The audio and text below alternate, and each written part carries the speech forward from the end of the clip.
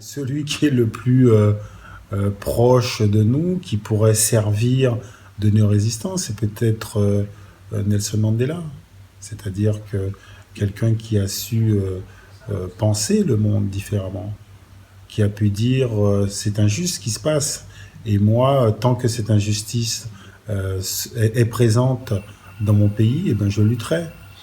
Mais encore une fois, je pense que le plus important pour les néo-résistants, c'est avoir cette capacité à comprendre la situation dans laquelle on se trouve et se dire un avenir différent est possible. Et chacun de nous, nous devons construire cet avenir-là.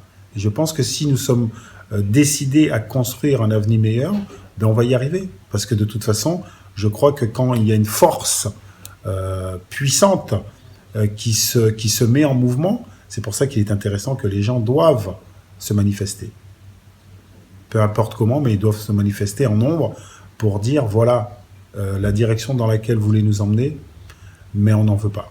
Les jeunes, c'est les premiers résistants quand même, en règle générale. Ce sont eux qui descendent dans les rues pour manifester leur mécontentement.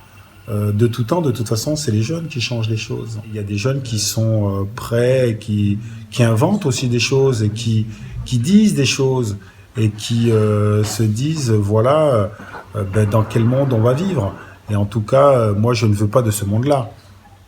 Je pense que si, par exemple, on faisait un sondage auprès des jeunes, est-ce qu'il faudrait faire en sorte qu'il n'y ait pas d'augmentation, par exemple, de plus de 2 degrés dans le monde, ben, ils seraient tous d'accord. Vous inquiétez pas. Si on demande aux jeunes, est-ce que il faut lutter contre la pauvreté dans le monde, ils seraient tous d'accord. Je pense que si on demande aux plus jeunes, est-ce que l'argent dépensé dans la guerre, il serait préférable de le dépenser autre part, ben, les enfants seraient d'accord, mais c'est évident.